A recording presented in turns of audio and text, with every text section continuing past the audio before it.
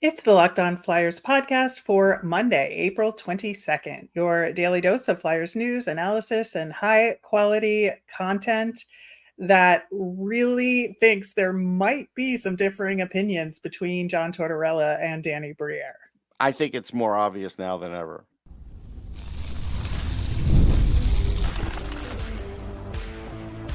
You're Locked On Flyers, your daily podcast on the Philadelphia Flyers. Part of the Locked On Podcast Network, your team every day. Hey there, and thanks for making Locked On Flyers your first listen every day. I am Rachel Donner. You can find me on Twitter at rmiriam. I'm here as always with Russ Cohen, who's on all your favorite social media apps at Sportsology. We are at Locked On Flyers on Instagram, Threads, Blue Sky, and Twitter as well. Today's episode is brought to you by FanDuel. Make every moment more. Right now, new customers get $150 in bonus bets with any winning $5 bet. That's $150 if your bet wins. Visit FanDuel.com/lockedon to get started. You can subscribe or follow us for free over on YouTube or on the SiriusXM app or anywhere you listen to podcasts. You'll get our latest episode as soon as it's available here on the Locked On Podcast Network, your team every day. Russ, we got a little bit of newsworthy updates in the postmortem on Friday with Danny Briere and John Tortorella. We actually found out about Rasmus Ristolainen. He had tricep surgery, and it was interesting because Danny Briere was asked, why didn't he get the surgery sooner? And the thought was expressed that, at the time there was consideration that he might be able to come back, which seems like unrealistic if you have a torn tricep. But, I guess, hockey players being what they are, they want to do everything to avoid the surgery and get back in the game. Sure, I could play with one hand tied behind my back, Rachel. Yeah, I just thought it was weird, but okay. Yeah, I mean, it is what it is now, but he's expected to be back in time for camp next fall. So we will look forward to some more progress reports on him as we get closer to next season. We did also get confirmation that Mark Stahl and Gurianov will not be returning next season. I think Stahl was mostly expected that he wouldn't return, but maybe thought there was a slim chance there. But Gurianov, it was obvious that they gave him a shot, didn't work out. Have a nice life. Yeah, I mean, to me, that was, in my mind, now maybe because I've watched him a lot, the easiest no-brainer that he wasn't going to make it. So that's fine. Yeah. In some excellent news, the Phantoms did, in fact, clinch their playoff spot on Friday night in convincing fashion. We'll get into that more on tomorrow's show, where we will preview their playoff series versus Wilkes-Barre Scranton. So much to talk about there. But another bit of Phantoms related news, Massimo Rizzo did end up joining the Phantoms on an ATO for the remainder of this season. As of recording, he has not entered a game yet, but I'm guessing he will have played in that last game of the season. I mean, you have to play him. Why do you have him there if you're not going to play him? And honestly, if Lappy doesn't play him and Brink together, he's not doing it right. I know. That's the thing I'm looking forward to the most. So I hope in this wibbly-wobbly, timey-wimey stuff that by this time you are watching / listening to this, we will be celebrating that those two, in fact, did play together. One of the other interesting things that, and we'll get into more of questions that were not asked or maybe potential things where the two of them are not on the same page. We haven't heard definitely about Bryce Brodzinski, but it seems like he's going to be a free agent, right? Yeah, and we don't know which side it's from or coming from. All I know is those Brodzinski guys are worth having on the roster. I get why you would want to, get Rizzo in first. Makes sense. Because he's, a high talent guy. But these Brodzinskis are all effort, and they have some talent too. Yeah. I don't know why you wouldn't, but if he just wants to be a free agent, that's fine. I don't know if we'll ever find out. Yeah. So will be kind of a bummer if he goes elsewhere, but I'm not going to count it out until we hear for sure that he has signed somewhere. Right. Well, you have to Now, wait till the end of the summer then. well, we'll see. We'll see what happens.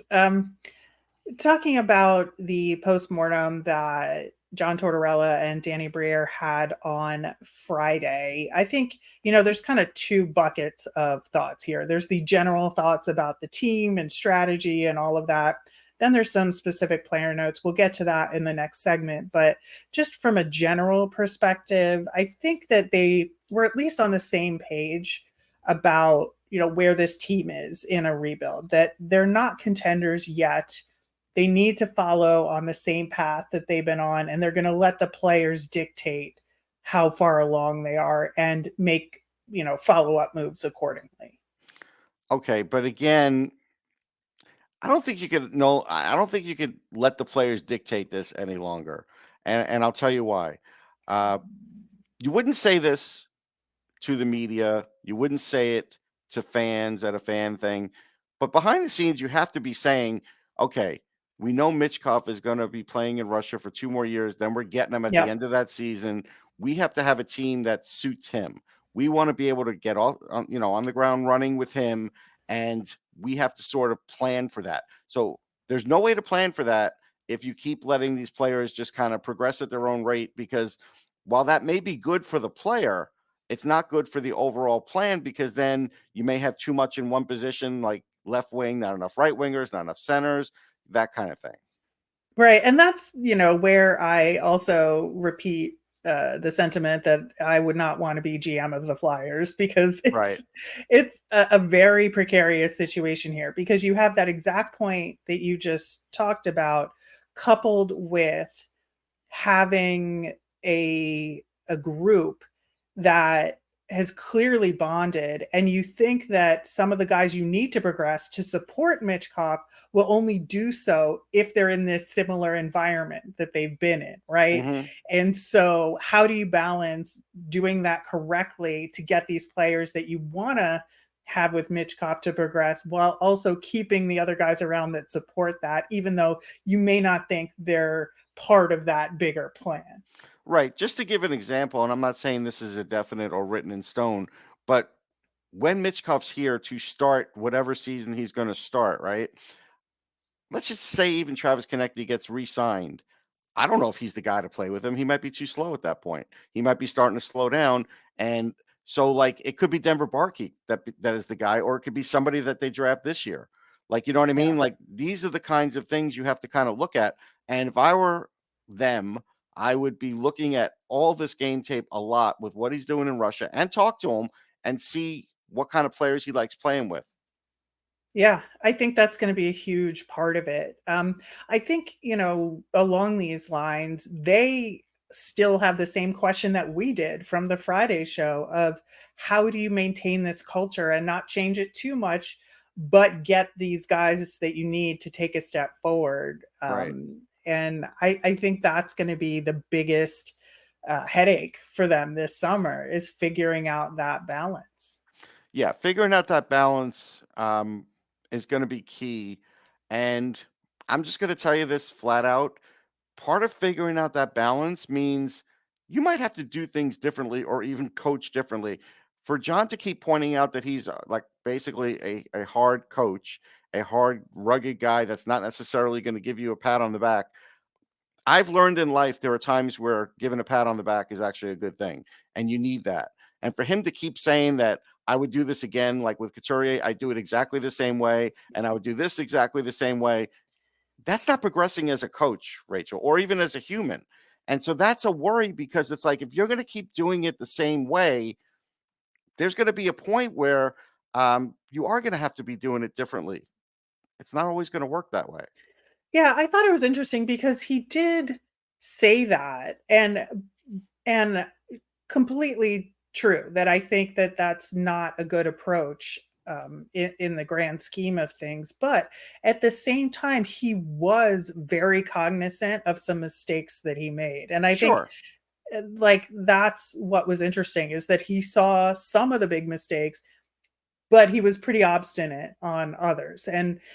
I think he has grown as a coach, but is it enough is the question. So, for example, the big thing that he saw that we specifically talked about, especially last week, was the inability to adjust. That looking at their plan for the season, they developed a different style of defense, and playing better in front of the goalies was important, and being better on the rush was important. They did all of those things, and it worked for a half to 2/3 of the season. And then when this type of season changed and the style of games changed because of playoff races, it didn't work anymore, and they we didn't diagnosed adjust. that. We did. Yeah, we absolutely did. And he said, yeah, that's what happened.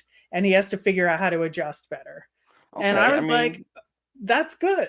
That's good that he saw a big problem. And that's why I'm saying he saw some of the mistakes, but not all of them. And I suppose that's reasonable at this early stage in self-diagnosis, but also you hope he sees more of them. Right. So, but here's one thing I'm going to challenge with in regard to Sean Couturier. Okay. Obviously, I tweeted out, obviously, they're not going to use load management with him. Fine. Right. I want to hear from Sean Couturier because we did hear from him a little bit, and Torch tried to walk some of that back. I want to hear from Sean Couturier that he was fine playing all those minutes that early on, and that's what he wanted to do, and he didn't want to sit at all because you know what? I didn't buy that. It didn't pass the sniff test for me. I'm sorry.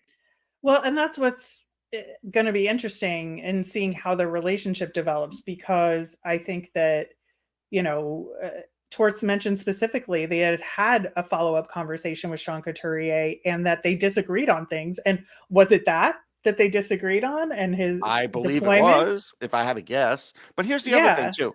You've been in the working world. I've been in the working world. I've been a boss. You've been a boss. But also, I've had bosses, right? If you have a tough boss, you know this guy is tough or this woman is tough.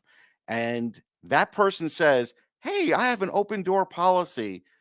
You are less likely to go into that open door because you know it's going to be an S storm when you go in there. And sometimes it's going to be held against you after the fact. And so I always think when I hear him say that yes, and I give credit to the ones that do, but there's some smart ones that don't for obvious reasons too. So that's just something to point out. Yeah, I do think that's applicable in terms of looking at the corporate world versus a situation like this. There are some specific player notes to get to in terms of clues and hints based on who was brought up organically versus who was asked about specifically. And we'll get into some of that coming up next. It's playoff time in the NBA and NHL. Baseball's in full swing, and FanDuel is your place to bet on every game. Right now, new customers get $150 in bonus bets guaranteed. That's $150, win or lose. Bet on everything from slap shots to home runs to slam dunks, all on an app that is safe, secure, and easy to use. I'm going to tell you, I would bet the New York Knicks to beat the 76ers. There's something I don't like about the 76ers right now, and I support the Sixers. I'm not even a Knicks fan. What are you waiting for? Visit FanDuel.com/lockedon and make your first bet an automatic win. FanDuel, America's #1 sports book. We all know how important life insurance is, but it can be overwhelming trying to find the right policy on your own. Policygenius is the country's leading online insurance marketplace. It saves you time and money so you can provide your family with a financial safety net. Starting today with Policygenius, you could find life insurance policies that start at $292 per year of $1 million coverage. Some options offer same-day approval and avoid unnecessary medical exams. I know it feels so much better to have insurance and to not have to worry about my family being covered. Your work life insurance policy may not cover enough protection for your family's needs. Even worse, it may not come with you if you leave your job. And Policygenius gives you an unbiased advice from a licensed expert support team. Check life insurance off your to-do list in no time with Policygenius. Head to policygenius.com/lockedonnhl or click the link in the description to get your free life insurance quotes and see how much you could save. That's policygenius.com/lockedonnhl. The Locked On NFL mock draft is available now. Find the ultimate 6-episode series on Locked On NFL Draft to hear who the local Locked On experts are picking for every NFL team, including the Eagles, with live reactions from local college football experts and even the fantasy football angle. The Locked On NFL mock draft available now on Locked On NFL Draft on YouTube or wherever you get your podcasts. Of course, we will be having our Phantoms Tuesday, like we talked about tomorrow. Plus, we're going to answer your mailbag questions later in the week, so get them in. I know you have burning questions about this offseason. You can email us at lockedonflyers@gmail.com or send us a message on Twitter, comment on our YouTube channel. We will take any and all queries you have. Going back to the postmortem from John Tortorella and Danny Briere, I think that this is where we saw some of the divergence in terms of their opinions and little clues here. I think, where they agreed or there wasn't really a comment from the other one, Cam Atkinson, I think, was the most interesting up top, because Danny said specifically, there's more internal discussions to have about his status. And, I think both Torts and Briere want him to be successful and thrive, but they're just not quite sure that it's possible, and they're very reluctant to say so. Right. And it may be because they think there may be a team out there that would take him if they bought out half his contract, if they retained half. But again, retention, I'm not sure is the right thing here. I know sometimes you want to do the right thing for a player. You want to do the right thing, buy him out. That's the right thing. I get it. Cam is a good guy. He is, and he's got pride. So he said, I still have a lot of juice left for basically for the people that don't think that he can do it. No, we think you could do it for a short time. You did it for a couple months, and then you really struggled the rest of the year. Now, again, with some load management, you probably could have had a better season out of him. I think there's no question about that. And definitely the second half, just mixing him in instead of just forcing him in would have been nice. And I think that's what they're going to talk about. And they should be talking about the fact that at least in camp, give Ali Lixell a chance to win that spot. That's the right thing to do. If he doesn't win it, great, but give him the chance. Yeah, absolutely. It'll be interesting to see how they frame this, if they buy him out or if they try to trade him or if he's going to stick around. I think all of the options have an upside and a downside. So that's something to keep an eye on. Just talking about some of the injury situations, we talked about Risto, we talked a little bit about Drysdale, but he may still have to have core surgery this offseason. That's to be determined. But Danny Briere was impressed with how he fought through the injuries and was able to get back in. Ryan Johansson is somebody we didn't talk about. Yeah. But there's some differing opinions about him. Yeah. Obviously there's the personality issue, leading off, but then there's, the question. What personality issue are you referencing?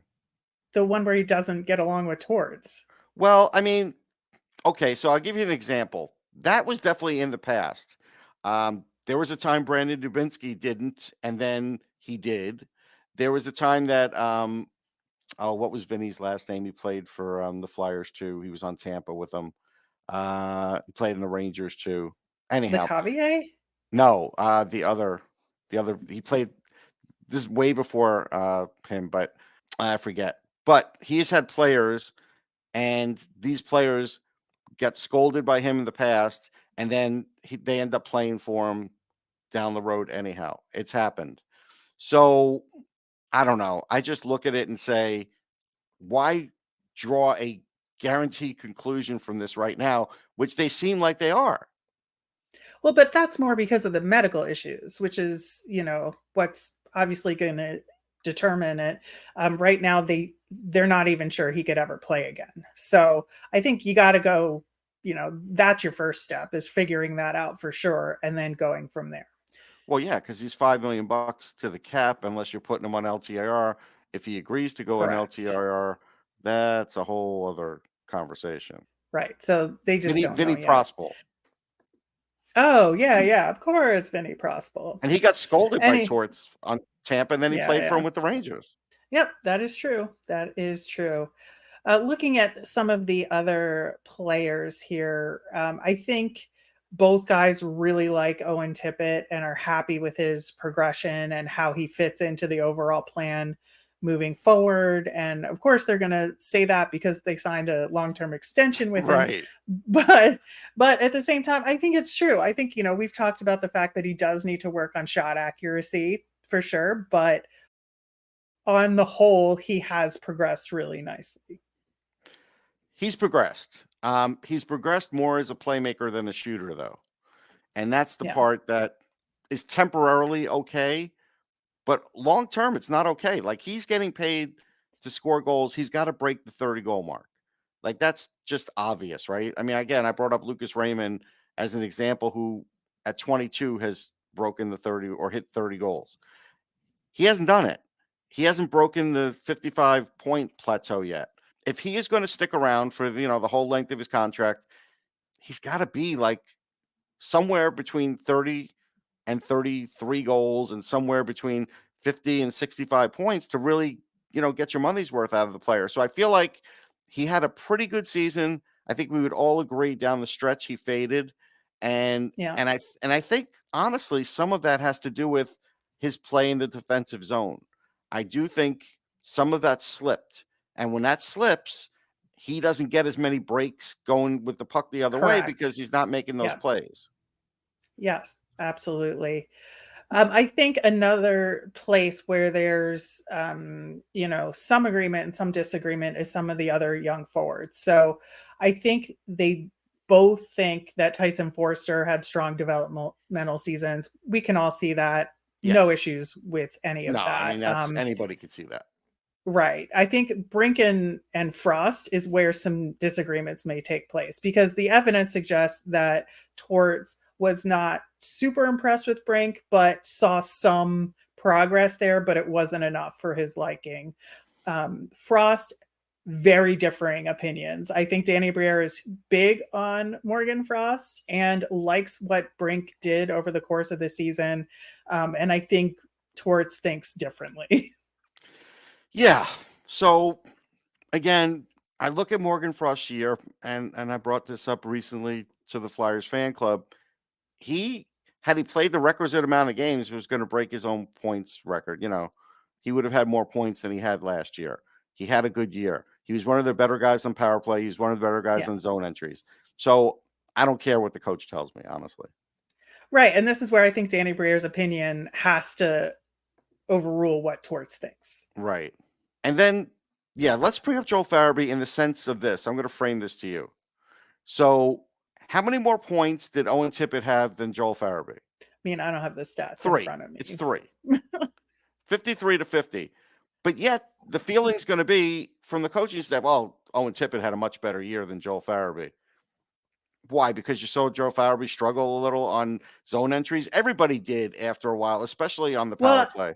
Yeah, that's what I was going to say, that it's really the power play, because I think Farabee, there was much higher expectations put on Farabee in the power play, and the power play was a disaster. It wasn't all Farabee, but I think he got the brunt of the criticism in terms of execution there on the power play. But yeah, I think that there's going to be some interesting discussions over the course of the next little bit in terms of those guys. I want to touch on goaltending. Well, one thing before you touch on goaltending, I mean, the Flyers only had 31 power play goals. Like, that's all they had. Right. Well, and that's the other thing, is that I don't know that they have a good plan, either one of them, moving forward about the power play. I think that's something they were on the same page about, but in a bad way. They made it seem like it was hocus pocus, honestly. Yeah, honestly, it was not encouraging that there wasn't even like a hint that they were going to make a coaching change there. Or at least give them a different responsibility. Yeah. Yeah. None of that from either of them. So that's a little concerning. They're going to talk to Danny Heatley. They're going to talk to Danny Heatley. That's what they're going to do. Okay. I don't know. For goaltending, so the plan is Urson and Fedotov for next season, but it could change. Right. Danny Briere even joked about the history with goaltending, and who knows. But I think that the fact that they didn't even talk about the other goaltenders in the system really, except for Kolosov, and knowing that they needed to see him more, which is true. So I'm not denying that, but that there wasn't really any talk about like, what are we going to do with Cal Peterson? Is Felix Sandstrom definitely off the table? Because, they could have mentioned him when they talked about Stahl and when they talked about Gurianov, but they did not. No, it's a fair point. So let's harken back to the days when Anthony Stolarz was here and wasn't playing games and was getting scratched in a similar fashion. Remember that? That was under Chuck Fletcher. He wasn't playing, but he still was on the roster. That happened to Sandstrom this year. So what if Sandstrom plays 2-3 years in the AHL and all of a sudden by, I don't know, age 27, 28, he becomes a good goalie in this league? Then what? It happens. It does happens happen. quite a bit. So, yeah, I think it's a question that was left unanswered, in my opinion. Absolutely.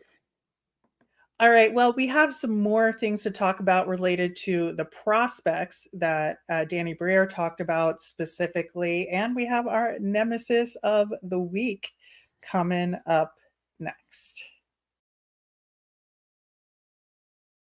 Buying tickets to your favorite events should not be stressful. Game Time is the fast and easy way to buy tickets for all the sports, music, comedy, and theater near you. Game Time is now an authorized ticket marketplace for Major League Baseball, which makes getting tickets even faster and easier. Prices on the Game Time app actually go down the closer it gets to that first pitch. They've got killer last-minute deals, all-in pricing, views from your seat, and a lowest price guarantee. Game Time takes the guesswork out of buying MLB tickets.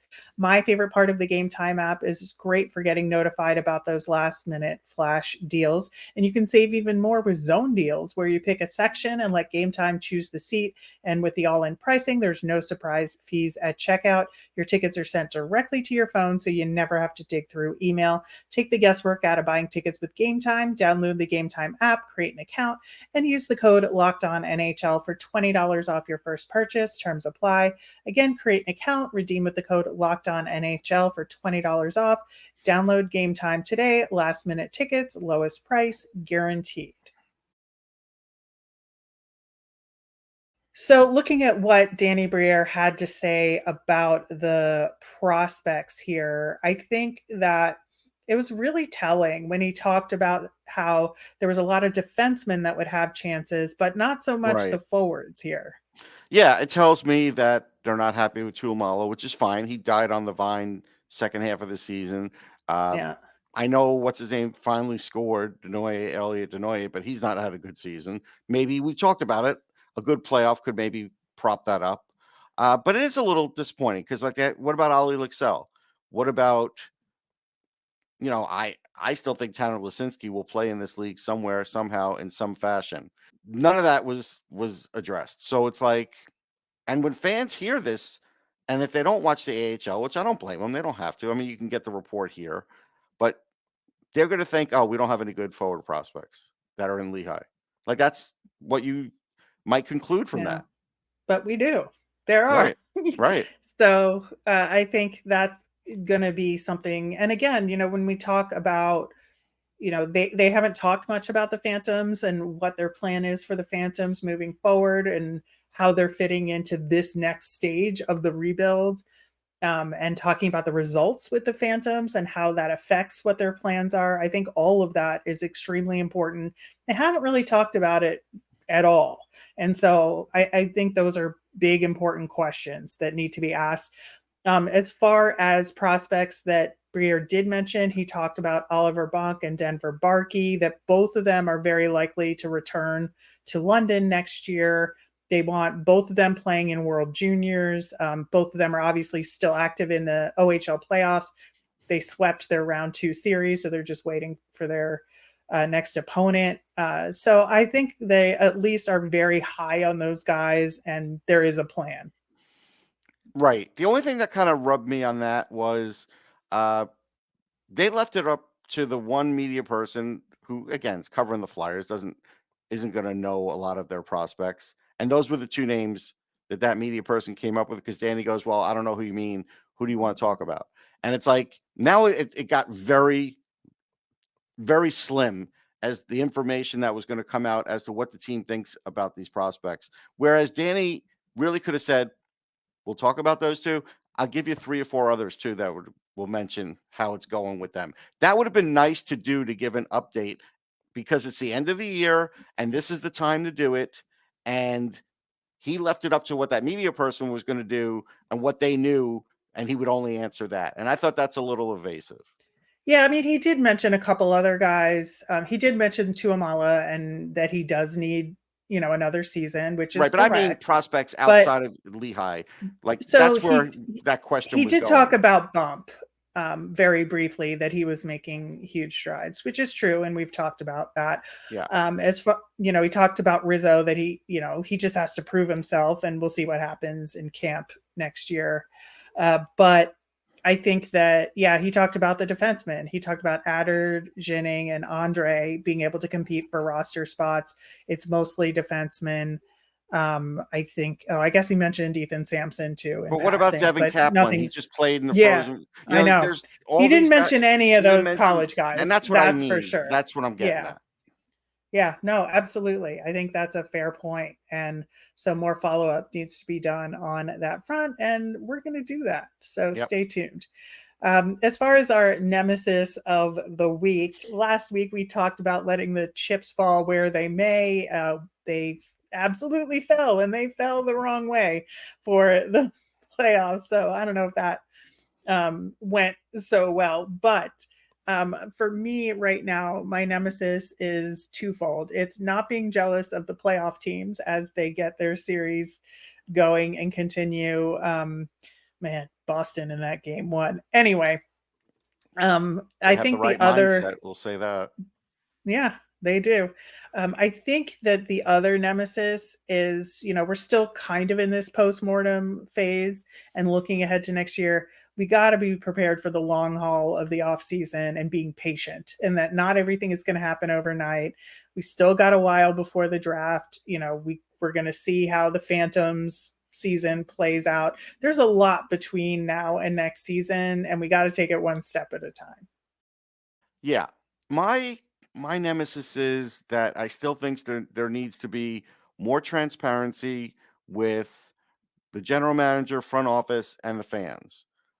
How our players are doing is one of those things that I just brought up. I think there could be more to that because, like I said, I was just at a Flyers fan club meeting and I spoke for over an hour bringing up all, what's happening in the draft and, other prospects and answering other questions, a lot of them. And Flyers fans have a lot of questions. And in one media session like this, they're not going to get all the answers. And that's where I feel like I would like to see more transparency. I also would like to see more updates from the team on their own prospects. They still only showed a few this year, 3 or 4 videos. That's it. There's more that they can do with that. And I want to see them do more. Yep, absolutely. And I really think, at least like from the Keith Jones, Dan Hilferty side of things, they have a commitment to do that. And we'll see what they do to execute it moving forward. That will do it for today's show. Thanks so much for listening. We'll be back tomorrow with our Phantoms playoff preview. I am Rachel. I'm on Twitter at rmiriam. That's RMIRIAM. I'm Russ. I'm at Sportsology, SPORTSOLOGY. Locked On has launched the first ever national sports 24/7 streaming channel on YouTube. It's now available on Amazon Fire TV and the free Fire TV channels app. Locked On Sports Today is here for you 24/7, covering top sports stories of the day with local experts of Locked On, plus national shows covering every league like Locked On NHL. Find Locked On Sports Today available on the free Fire TV channels app. Have a great day, everyone.